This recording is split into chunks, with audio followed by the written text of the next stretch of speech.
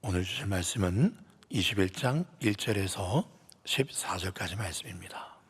교독하겠습니다. 그 후에 예수께서 디베라 호수에서 또 제자들에게 자기를 나타내셨으니 나타내신 일은 이러하니라.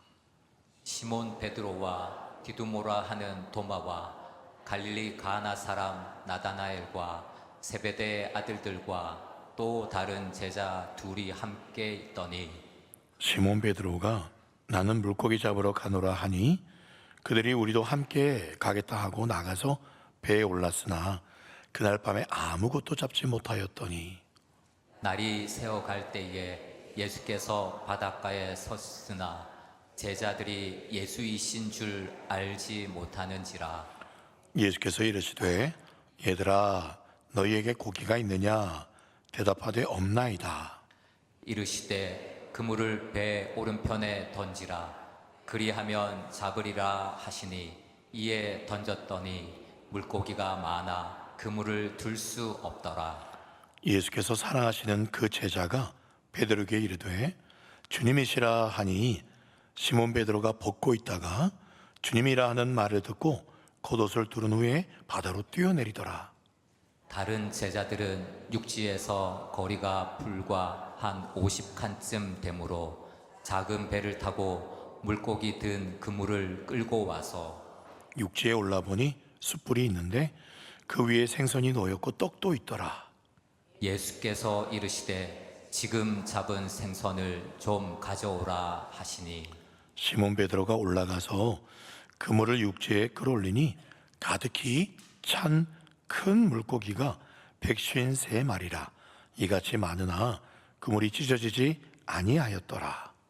예수께서 이르시되 와서 조반을 먹으라 하시니 제자들이 주님이신 줄 아는 고로 당신이 누구냐 감히 묻는 자가 없더라. 예수께서 가셔서 떡을 가져다가 그들에게 주시고 생선도 그와 같이 하시니라. 이것은 예수께서 죽은 자 가운데서 살아나신 후에 세 번째로 제자들에게 나타나신 것이라. 아멘. 오늘도 부활하신 예수님을 찬양합니다. 아멘. 우리는요, 지난주에 영광스럽게 부활하신 예수님의 부활 이야기를 살펴보았습니다. 오늘 외웠던 지난주 암송 말씀이죠. 한 번 더 볼까요? 20장에서 31절 너무 완벽하게 잘 끝났어요. 이것을 요한복음을 기록함은 예수께서 하나님의 아들 그리스도심을 믿게 하려는 것이고 너희로 믿고 그 이름 힘입어 생명을 얻게 하려는 것. 이게 바로 요한복음의 기록 목적이다 하면서 지난주 마지막 딱 깔끔하게 끝났어요. 이렇게 요한복음을요 끝내도 됩니다. 그런데 왜 굳이 21장에 이 베드로와의 예수님의 만남 이 이야기를 더 부가적으로 기록하고 있는 걸까? 굳이 쓸 필요가 있었을까? 있었습니다. 여러분 20장 지난주에 살펴봤던 말씀이 예수님의 부활장이라면 오늘 이 21장은 베드로의 부활장이에요. 베드로가 어떻게 회복되고 부활했는 이야기입니다. 그 이야기는 우리도 어떻게 베드로처럼 회복이 되고 부활할 수 있는가를 오늘 말씀을 통해서 살펴볼 수 있다는 거예요. 여러분 그런데 오늘 시작부터 이해가 안 되는 말씀이 나옵니다. 3절 말씀 시몬 베드로가 나는 물고기 잡으러 가노라 라고 말씀하고 있어요. 여러분 아니 지난 바로 20장에서 얼마 전에 베드로는 부활하신 예수님을 만났어요. 그리고 옆에서 도마가 예수님 이렇게 부활한 걸 만지는 것도 다 봤어요. 그런데 지금 물고기 잡으러 갈릴리로 가버렸어요. 도대체 베드로는 왜 이런 걸까요? 이것에 대해서 여러 가지 해석들이 있습니다. 그런데 많은 해석가들이 이렇게 해석을 합니다. 베드로가 부활하신 예수님을 만났지만 그러나 그 예수님을 모른다고 너무 그렇게 잔인하게 부인했던 그 모습이 너무 부끄러워가지고 예수님 부활하신 걸 뵀지만 그 별 낯이 없어서 다시 예전의 삶으로 돌이켜 자기는 그런 자격이 없다, 너무나 나약하다, 그래서 고기를 잡으러 돌아갔다라고 보는 해석이 많이 있어요. 또 어떤 해석이 있냐면 예수님께서 이렇게 말씀하신 적이 있어요. 마태복음 26장에 내가 살아난 후에 너희보다 먼저 갈릴리로 가 있을 거야 라는 말씀을 한 것을 베드로가 기억을 하고는, 예수님이 갈릴리로 가신다고? 그러면 나도 갈릴리로 가야지, 그런 생각으로 갈릴리로 갔다가 예수님이 어디 계시지? 예수님이 만날 때까지 뭐 할 일도 없으니까 고기 잡으면서 시간을 보내야지 라고 해서 지금 고기를 잡고 있다라는 해석이에요. 여러분, 어느 게 더 맞는 것 같아요? 정답은 모른다예요. 천국 가서 베드로에게 물어봐야겠지만 저는 이런 생각이 들어요. 여러분, 베드로가요, 처음 예수님 만났을 때 예수님이 베드로에게 뭐라 그러냐면, 뭘 낚는 어부가 되게 해주겠다? 사람 낚는 어부가 되게 해주겠다. 그 말을 듣고는 무엇과 무엇을 다 버렸어요? 배와 그물을 다 버렸어요. 내가 두 번 다시 배 타지 않는다, 그물 잡지 않는다, 그리고 세상 것을 다 버려버렸어요. 그런데 그걸 지금 다시 잡는다고? 다시 그 배 탄다고? 예수님이 갈릴리로 오신다고 했으면, 글쎄요, 정말 부활하신 예수를 만났다면 그 예수님 갈릴리에서 보자 했으니까 뭐 하면서 기다렸을까요? 그물을 잡으면서 기다려야 돼요? 아니요, 두 손 잡고 기도하면서 기다려야 되는 건 아닐까요? 그런 생각을 해봅니다. 어떤 해석이 맞느냐, 그것보다 더 중요한 건요, 오늘 이 상황 속에서 예수님께서 이 베드로와 제자들에게 확인시켜 주고 싶으신 것이 있었다는 거예요. 오늘 그것이 무엇인가? 우리에게도 하나님께서, 예수님께서 확인하고 싶은 게 있다는 거예요. 그걸 우리가 좀 살펴보고자 합니다. 오늘 베드로와 제자들이 밤새 그물질을 했습니다. 고기질을 했어요. 근데 한 마리도 못 잡습니다. 마치 언제와도 비슷해요? 언제 쪽과 비슷해요? 처음 예수님을 만났을 때, 그때도 밤새 고기를 한 마리도 못 잡았어요. 똑같은 상황을 지금 이 요한복음 마지막에서 재현이 되고 있는 거예요. 그때 처음 만났을 때는 베드로에게 예수님 어디에다 던지면 물고기 잡을 거라고 처음 그러셨죠? 깊은 곳으로 가서. 맞아요. 근데 그때 엄청나게 많은 고기를 잡았습니다. 지금도 뭐라고 그랬어요? 오늘은 깊은 곳까지 갈 필요도 없이 지금 있는 바로 거기 어디 편에? 오른편에 던지면 물고기 잡을 거라고. 근데 정말 많이 잡았어요. 도대체 예수님은 똑같은 상황, 아니 물고기 잡으러 가기 직전에 만날 수도 있잖아요. 근데 한 마리도 못 잡을 그때 예수님이 나타나셨어요. 뭘 말씀하시려는 걸까요? 기억나냐? 너 처음에도 그랬잖아. 내가 그때 처음에도 가르쳐줬을 때 나 때문에 잡았잖아. 지금도 마찬가지예요.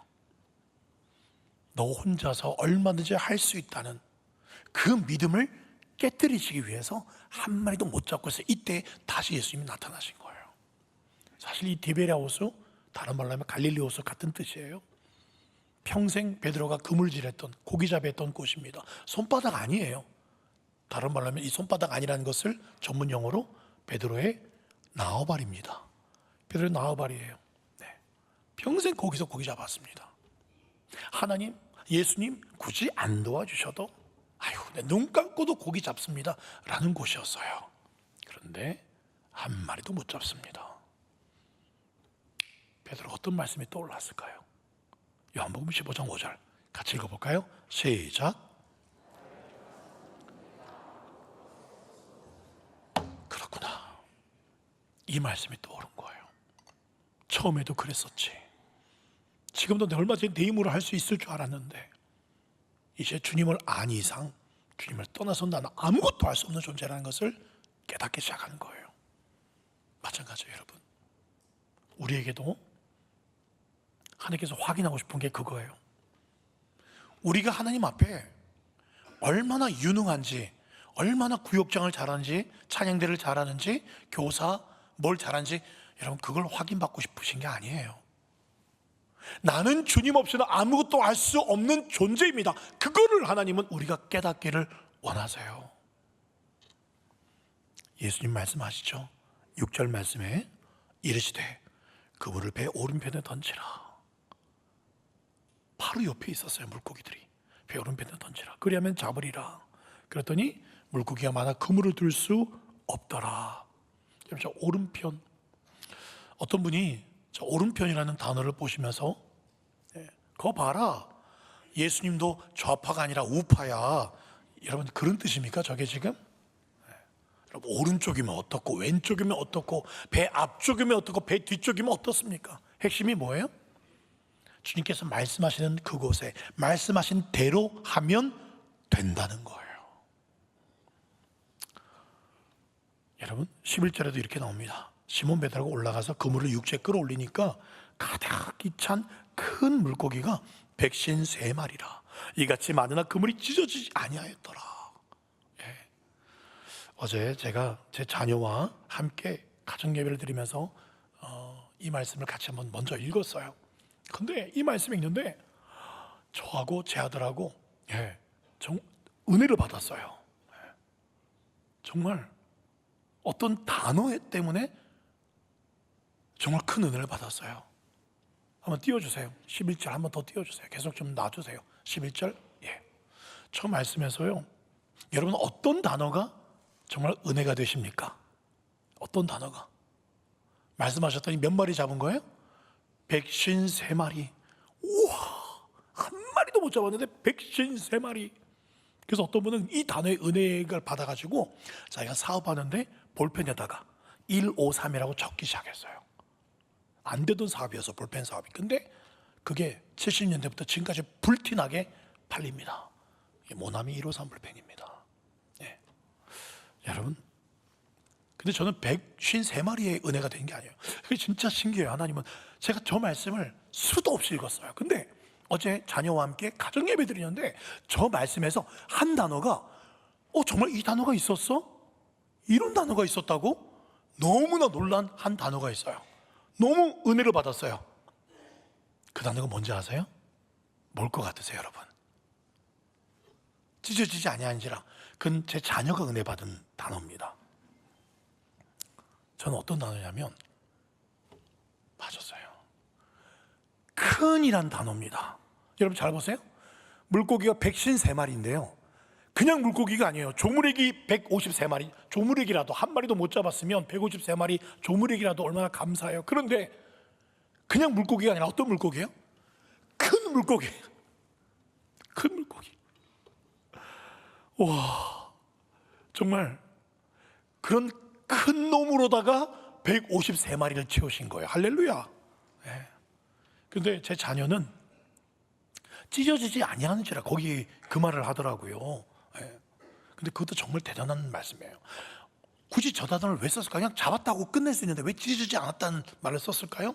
당연히 큰 물고기로들만 153마리 잡았으면 그 당시 그물이 얼마나 튼튼했겠어요. 당연히 찢어져야만 되는데 그런 그물이 찢어지지 않게끔 주님이 붙잡아 주셨다. 그 뜻 아니겠습니까? 안 찢어졌다는 게 은혜예요. 한 마리도 놓치지 않았다는 게 은혜입니다.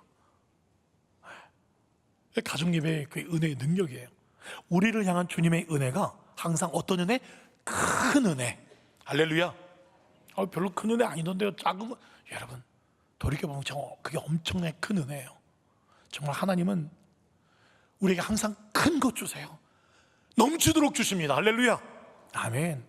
그리고 그 받은 은혜와 축복이 결코 새나가지 않도록 찢어지지 않게 하시는 은혜인 줄 믿습니다. 아멘. 여기서 한 걸음 더 나아가 주님은 뭐까지 준비하세요? 아침 식사. 여러분 아침, 점심, 저녁 중에 우리 여성분들이 어떤 식사 차리기가 제일 귀찮고 힘들어요? 맞벌이하는 부부는 아침 거의 요즘에 아침 안 드시고 출근하시는 분들이 많아요. 그래서 남편들이 그냥 계란 하나 먹든지 간단하게 뭐 이렇게 고구마 하나 먹든지 그렇게 많이들 하잖아요. 그 차리기 힘든 아침을 주님이 차려 놓으셨어요. 9절 말씀입니다. 육지에 올라보니 숯불이 있는데 그 위에 생선이 놓였고 떡도 있더라. 생선, 떡. 이걸 베드로가 보면서 뭐가 떠올랐을까요? 생선 2마리와 떡 5개. 오병이어의 기적이 주마등처럼 지나갈 거예요. 그랬었지. 물고기 2마리와 떡 몇 개 안 되는 걸로 5,000명 이상이 먹고 배불렀지. 주님과의 그 추억, 은혜의 추억이 막 주마등처럼 지나갑니다. 그리고 저 단어에서 또 한 가지 중요한 단어가 앞에 나옵니다. 무슨 단어예요? 파란색이죠. 어떤 단어예요? 숯불이에요. 예, 숯불. 베드로가 숯불을 바라보며 무엇이 생각났을까요? 저 똑같은 단어가 요한복음 18장 25절에 나와요. 시몬 베드로가 그때 예수님 부인할 때 서서 불을 쬐더니 똑같은 단어예요. 숯불이었어요. 그때도 사람들이 묻되 너 그 제자 중 하나지? 베드로가 부인하여 아니다. 지금 예수님께서 물고기와 떡과 그리고 숯불 피우는 걸 보면서 베드로가 오병이어도 떠오르지만 그 숯불 바라볼 때 얼마 전에 그 불 쬐면서 불 쬐면서 예수님 부인했던 그 트라우마가 떠오르지 않았을까. 어떤 분이 그러시더라고요. 그래도 다행입니다. 그 숯불 위에 생선이 아니라 닭고기가 굽히고 있었다면 아마 베드로는 기절하지 않았을까. 닭고기, 닭까지 올려져 있었으면, 그렇죠? 생선이니 그나마 좀 트라우마가 덜했을 거예요.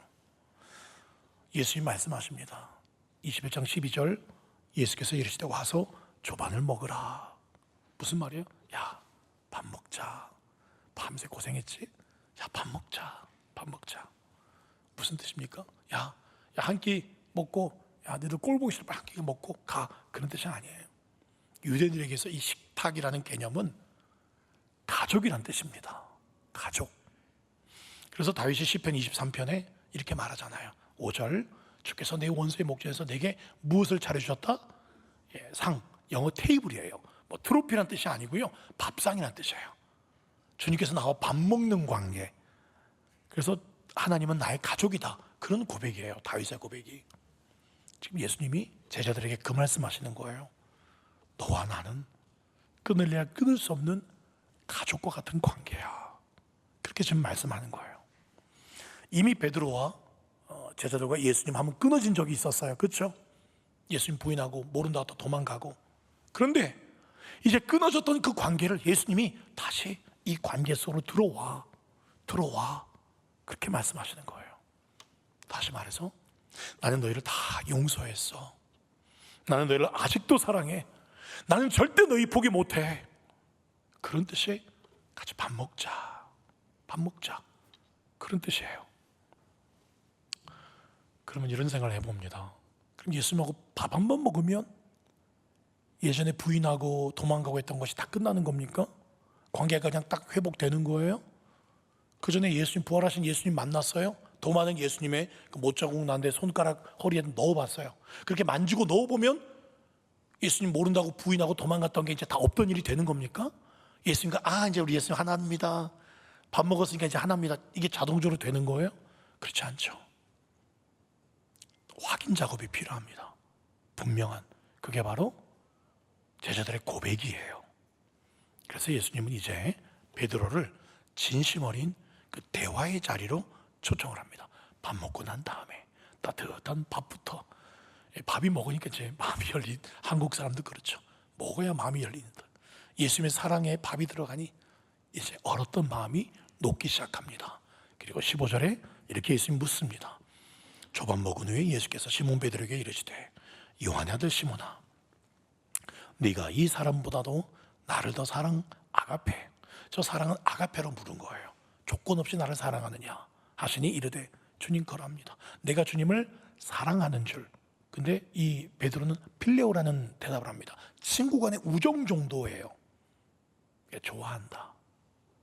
지금 예수님은 아무 조건 없이 나 사랑하느냐? 아가페로 묻고 있는데 베드로는 필레오 정도, 친구 간의 우정 정도로 네, 저 주님 좋아해요. 그 정도로 지금 대답한 거예요. 어떤 분이 또 이렇게 해석을 합니다. 야, 무슨 예수님이 아가페로 묻건 필레오로 묻건 그건 안 중요하다. 일단 3번 부인했던 걸 다시 회복하기 위해서 3번 물었다는 게 중요하고, 실제로 예수님은요 그 당시 아람어를 쓰셨어요. 이 아가페, 필레오 이라는 헬라어거든요. 근데 아람어를 썼기 때문에 아가페로 말했건 뭐 필레오로 대답했건 중요하지 않다, 뭐 그렇게 말씀하시기도 하지만, 성경에 분명히 예수님은 아가페, 무조건 나 사랑하냐 물었는데 베드로는 친구 정도로, 주님 좋아해요라는 정도로 그렇게 기록을 하고 있어요. 분명히 의미가 있다고 생각을 합니다. 이 말씀을 묵상하면서 뭐 주석에는 나오지 않지만 이런 베드로의 마음이 느껴졌어요. 어떤 마음이냐면, 사실 베드로도 예수를 물을 때 내가 너 아가페로 사랑하는 거 알지? 너도 아가페로 사랑해? 물을 때 자기도 네, 저도 정말 예수님을 아가페, 조건 없이 정말 사랑해오라고 말하고 싶지만, 과거에 자기가 예수님은 절대 떠나지 않겠다고 호언장담해 놓고 3번이나 부인하고 했던 그 과거 때문에 차마 자격이 없는, 부끄러운 자기가 어떻게 예수님을 조건 없이 사랑한다고 또 호언장담할 자신이 없는 거예요. 마음은 있는데. 그래서 내가 정말 마음으로는 주님, 나도 진짜 마음으로는 아가페, 조건 없이 주님 이렇게 밥까지 차려주시고 이까지 찾아오셨는데 너도 정말 주님 조건 없이 사랑하죠. 근데 나 같은 놈이 어떻게 그런 말을 할 수 있어요? 그래서 나는 그냥 좋아해요, 그렇게 말한 게 아닐까 생각을 해봅니다. 그러나 베드로의 마음속에 진실한 외침은 나도 주님 진짜 사랑해요, 아가페 사랑으로 주님 사랑한다고. 그 베드로의 진심 마음을 어디서 엿볼 수 있는지 아십니까? 15절에 이렇게 말을 해요. 내가 주님을 진짜 사랑하는 거 주님이 아시지 않습니까? 주님이 내 마음 아시지 않습니까? 그렇게 말한 거예요.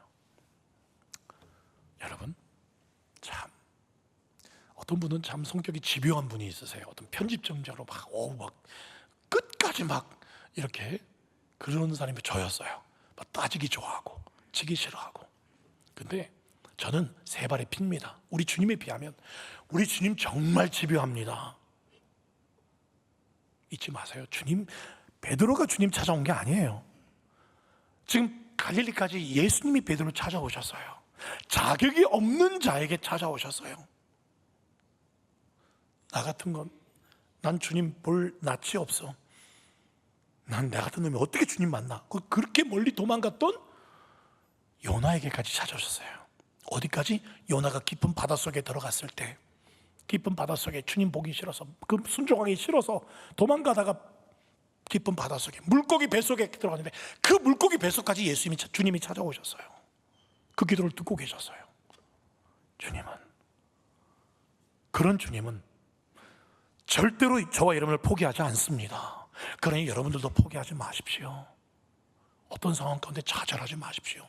자격이 없다고, 또 죄지었다고 포기하지 마십시오. 그래도 어떤 분은 그렇게 말을 해요. 목사님, 저는 지금 이렇게 멀쩡히 좋은 옷 입고 화장 예쁘게 하고 예배드리고 있지만 성도님들이, 제 친구들이 저의 민낯을 안다면 안 좋아할 거예요. 예수님도 저의 민낯을, 지금 이렇게 거룩한 척하고 있지만 저의 민낯을 주님은 안 좋아하실 거예요. 여러분의 민낯을 누구보다 잘 아는 분이 부모도 아니고 친구도 아니고 주님이십니다. 여러분의 민낯을, 여러분의 진짜 모습을 누구보다 잘 아시는 분이 주님이세요. 그렇기 때문에 그 민낯을 아시기 때문에 하늘을 버리고 이 땅에 내려오신 거예요.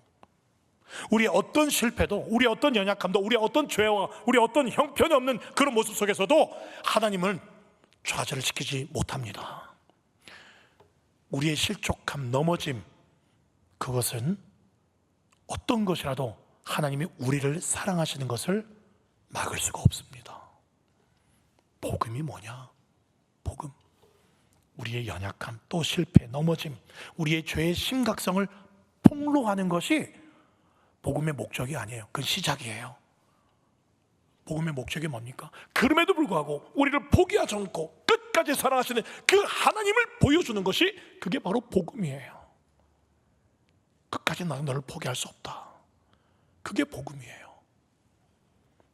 믿음이 뭘까요? 믿음, 나의 연약함을 바라보며 실망하는 게 아니라 그런 나의 연약함과 또 넘어짐에도 불구하고 우리를 끝까지 사랑하시는 그 하나님을 향해서 있는 모습 그대로 나를 그냥 다 내어드리는 것, 그냥 주님 품 안에 두 손 들고 가서 안기는 것, 그게 믿음이에요. 나의 어떤 모자라고 형편없음에도 불구하고 우리를 향해 쏟아부어 주시는 하나님의 긍휼, 용서, 사랑, 그것을 멈추게 할 수 없다는 그 사실을 믿음으로 붙잡으십시오. 그것만이 우리가 살 길이에요. 사랑하는 여러분, 그런데 오늘 말씀에 한 가지 이상한 게 있습니다. 과거 공생에 사용되네 예수님은 베드로에게 뭐라고 부르셨어요? 베드로라고 부르셨어요. 원래 이름은 시몬이었습니다. 그런데 베드로, 페트라, 반석이라는 새 이름을 지어주셨어요. 그래서 베드로야, 늘 베드로야, 베드로야 그렇게 부르셨잖아요. 근데 오늘 15절에 갑자기 뭐라 부르세요? 15절, 시몬 베드로에게 이르시되 요한의 아들 시몬아라고 부르세요. 요한의 아들 시몬아. 왜 베드로의 과거 이름을 부르실까? 예수를 믿기 전에, 따르기 전에 부족하고 연약한, 왜 그 이름을 다시 부르시는 이유가 뭘까요? 전에 제가 창세기 금요일 날마다 설교할 때 야곱 부분을 이렇게 설명한 적이 있었죠. 야곱을 하나님이 새 이름 주셨잖아요. 그 이름이 뭐죠? 이스라엘이었어요. 하나님과 겨루 이겼다, 뭐 그런 하나님의 다스림을 받는 자, 그런 의미가 있는데, 근데 그 이후에 새 이름 받았음에도 하나님이 또 이스라엘로 부르다가 갑자기 야곱으로 부를 때가 있어요. 언제 야곱으로 다시 부르시죠? 또 하나님 순종치 않고 하나님 따르지 않을 때, 그때 야곱아, 야곱아 부르세요. 왜 너 또 옛날 그 연약한 그 모습을 보이냐? 그럴 때 야곱으로 다시 부르셨거든요. 지금 베드로에게 시몬이라고 이름 부르는 이유가 뭘까요? 너 왜 그런 과거의 모습을 보이고 있니? 왜 너 과거의 모습으로 돌아갔냐? 그렇게 지금 물으시는 거예요. 그러면서 주님이 시몬이라고 부르시는 것은 시몬, 처음 그 이름이에요. 시몬아, 그 처음 그 이름에서 우리 다시 시작해보자, 다시 시작해보자, 그런 뜻이에요. 네 힘으로 하는 거 아니야. 내 은혜로 하는 거야. 네가 하는 게 아니라 내가 하는 거예요. 네가 반석, 베드로로 살아가려면 내 손 안에 붙들려 있어야 돼. 내가 너를 다시 베드로, 반석으로 만들어줄 거야. 그런 의미에서 다시 시작하는 거예요. 요한의 아들 시몬아, 요한의 아들 시몬아. 주님 오늘 저와 여러분의 이름도 부르고 계십니다. 네가 나를 사랑하느냐라고 물으셨어요. 여러분, 그 말의 속뜻은 뭡니까? 나는 너 사랑하지 않지만, 야, 너 나 부인했잖아. 근데 내가 너 어떻게 사랑해? 근데 너는 지금 내가 이렇게 밥 차려주고 말이지, 물고기 많이 잡게 해줬으니까 너 나 사랑해 안 사랑해? 저 그렇게 묻는 거예요? 아니에요. 너가 날 사랑하냐? 라고 묻는 그 저희가 뭡니까? 내가 널 너무너무너무 사랑하는데, 지금도 여전히 너무너무 너 사랑하는데 너도 나 사랑하냐? 그 뜻 아니겠습니까? 그렇죠. 베드로가 다시 일어서려면 주님이 여전히 나를 사랑하시고 나의 과거를 다 씻어줬다는 것을 나도 진심으로 뭐 하면 돼요? 사랑한다고 고백만 하면 되는 거예요. 그렇죠? 그 베드로의 고백을 예수님이 진심의 고백으로 받았을까요? 안 받았을까요? 베드로의 마음이 진짜인지 가짜인지 진짜로 받았을까요? 안 받았을까요? 받으셨나요? 받으셨어요. 증거가 나옵니다. 베드로의 고백이 진짜라는 것을 예수님은 인정하셨어요. 그 증거가 오늘 15절, 16절, 17절에 나와요. 내 양을 먹이라, 내 양을 치라, 내 양을 먹이라. 베드로의 고백이 주님 사랑한 거 알죠? 내가 주님 사랑한 거 주님 아시잖아요. 베드로의 그게 진심의 고백인지를 아셨기 때문에 그래 됐다, 내 양을 먹을 자격이 있어, 그렇게 3번이나 말한 거예요. 내가 내 양들을 너무 사랑하는데 네가 나 대신에 내 양들을 칠 수 있겠니? 주님 사랑하는 거 아시잖아요. 그럼 됐다, 그래 가서 내 양 먹여. 이제 통한 거예요. 그 확인 작업이 이제 다 끝난 거예요. 그렇습니다. 예수님은요 단지 베드로와 사랑만 확인한 게 아니라 그 사랑이 진짠가를 무엇을 통해서 알고 싶으신 거예요? 내가 맡겨준 이 양떼들을 네가 어떻게 잘 보고 끝까지 교회를 잘 돌볼 것인가, 사명까지 얹어주신 거예요. 이 대화에서 있잖아요, 그냥 내 양을 먹이라 치라 말하지 말고 나 주님 사랑해요, 너 나 사랑해, 나 사랑해, 나도 사랑하는데 우리 사랑한다, 와 우리 사랑해, 행복해, 거기서 끝나면요, 예, 참 우아하고 행복해 보이긴 합니다. 참 편할 거예요. 사랑만 확인하면 되는 거니까. 근데 한 가지를 더 얻는다니까요. 진짜 사랑이, 진짜 사랑하는가를 뭘로 확인한다고요? 양들을 먹이고 치는가. 양들은요 굉장히 더러워요. 네. 그래서 양들 돌보려면 같이 더러워져야 됩니다. 성격이 고약합니다. 말 안 들어요. 양들을 치려면 그 양들 때문에 눈물을 쏟아야 됩니다. 그거예요. 우리가 주님을 진짜 사랑한다는 증거가 뭘까요? 그냥 주님 예수 사랑합니다, 사랑합니다, 나 예수님, 그렇게 고백만 하면 예수님 사랑하는 게 뭐 확인 다 되는 겁니까? 아니라는 거예요. 어떻게? 나를 여전히 힘들게 하는 그 양들 사이에 내가 함께 있는 거예요. 그 양들과 함께 지내는 거예요. 함께 먹고 마시며 함께 생활하는 거예요. 그게 주님을 사랑하는 거예요.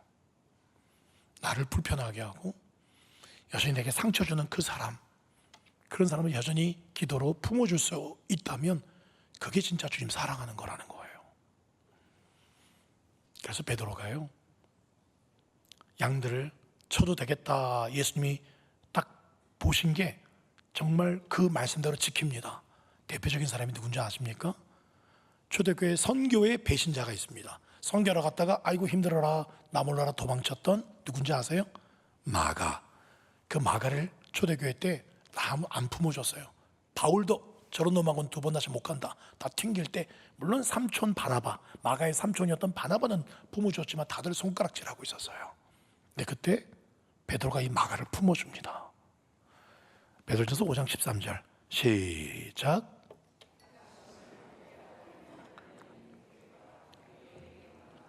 내 아들 마가도 그리하느니라. 마가를 다 손가락질하고 아우 저 선교 힘들다고 도망쳤던 그런 마가를 아들로 품어줘요. 그래서 내려온 이야기에 의하면 베드로 옆에서 이 마가가 비서 역할을 했다고 알려져 있습니다. 그래서 베드로에게 들었던 모든 그 예수님에 관한 이야기를 다 글로 적습니다. 그게 책이 되는데 그게 무슨 복음이 되는 거예요? 마가복음이 되는 거예요. 그 마가복음 한 권이 제일 먼저 복음서로 딱 탄생이 된 후에 그 마가복음 때문에 로마의 본격적인 핍박이 시작될 때 그 많은 로마 성도들이 마가복음 붙잡고 예수님이 이렇게 말씀하셨지, 예수님이 다시 온다 그랬지, 이 마가복음 붙잡고 승리할 수가 있었어요. 그리고 그 이후에 이 마가복음을 근거로 마태, 누가, 요한복음이 쭉 써집니다. 그렇게 귀한 책이 마가가 썼어요. 과거 마가에게 배신당했던 바울도 뭐라고 말하냐면 이렇게 말을 해요. 디모데후서 4장 11절 그 대만 볼게요. 마가를 데리고 오라, 그가 나의 일에 유익하다. 마가가 완전히 변화가 된 거예요. 어떻게 그렇게 변화가 될 수 있었습니까? 베드로 때문이겠죠. 여러분, 마가가 베드로 옆에 있을 때에도 또 연약한 모습이 있으니까 또 사람들이 여전히 마가에게 손가락질하니까 마가는 힘들었을 거예요. 그러면서 이렇게 말했을 겁니다. 베드로 선생님, 저는 도저히 안 되겠어요. 저도 다시 선교 나가고 싶은데 옛날에 큰소리 빵빵 쳤다가 한번 배신한 이후로 사람들의 시선도 곱지 않고 저도 자신 없어요. 나 같은 놈 뭘 할 수 있을까요? 라고 마가가 베드로한테 그런 연약한 모습 보였을 때 베드로가 뭘 해줬을까요? 아마 베드로는 조용히 마가를 새벽닭 울음소리가 들리는 그때에 마가를 데리고 이렇게 말했을 것 같아요. 마가야, 저 닭 울음소리 들려? 나 옛날에 저 울음소리 들리기 직전에 뭐 했는 줄 알아? 내 사랑하는 주님을 모른다고 3번이나 부인한 정도 아니라 저주하면서 난 저런 인간 모른다고, 난 저런 인간 모른다고 저주까지 했어.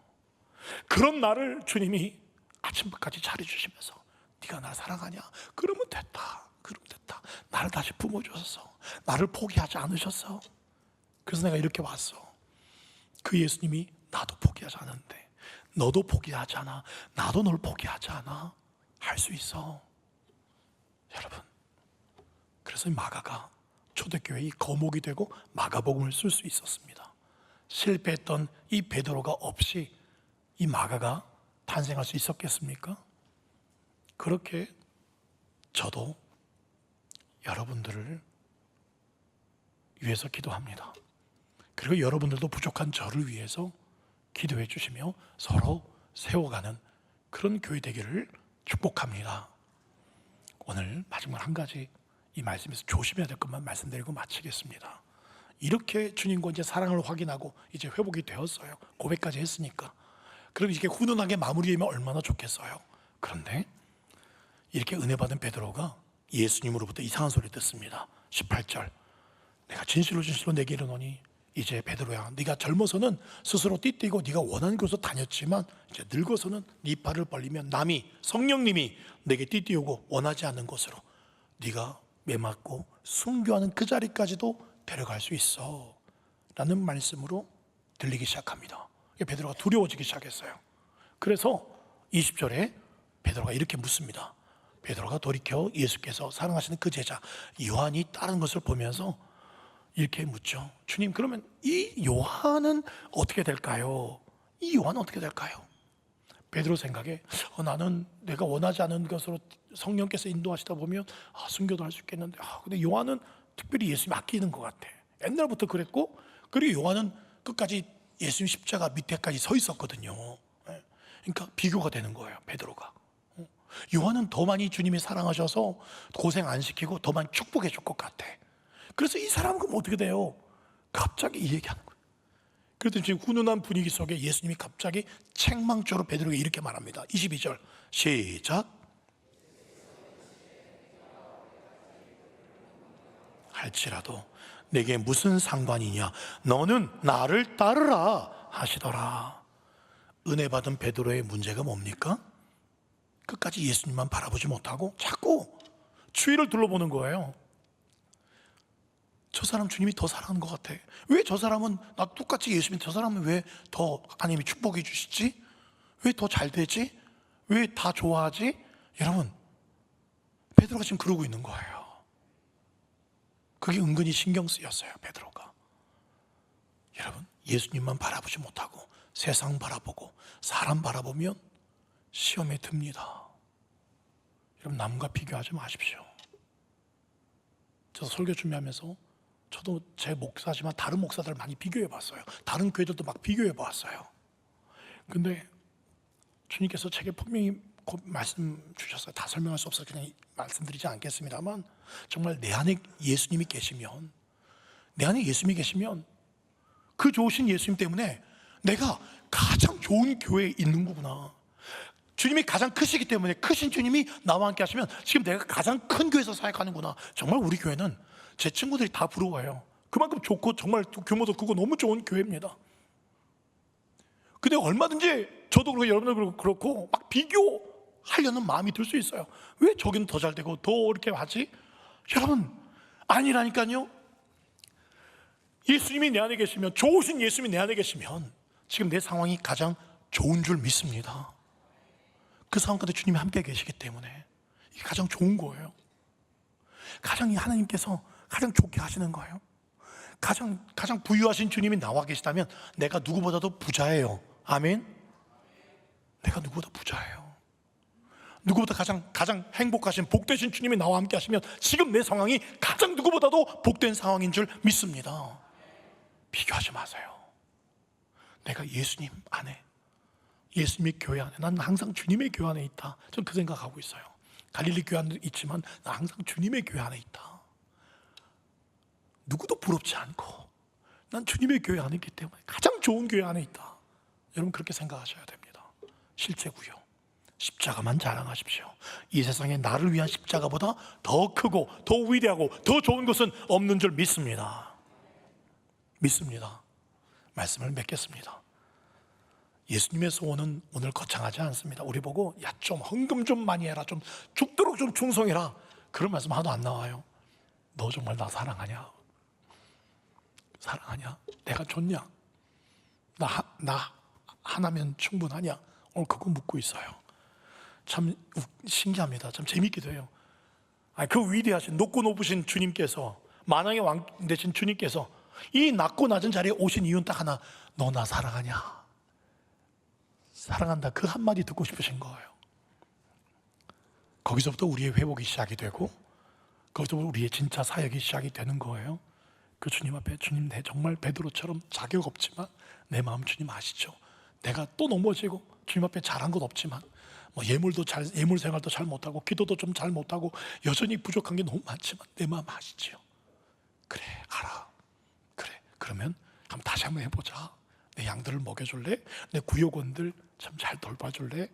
기관 사람들, 성가대, 우리 아이들, 우리 교회 형제 자매들, 네가 만난 사람마다 네가 기도해주고 해줄래? 네, 그건 해줄 수 있어요. 해줄 수 있어요. 그렇게 주님 사랑하는 마음으로, 주님도 사랑하고 옆에 있는 가장 가까운 분들도 사랑함으로 말미암아 주님의 나라를 만들어갈 수 있는 저와 여러분 되시기를 예수님의 이름으로 축원드립니다.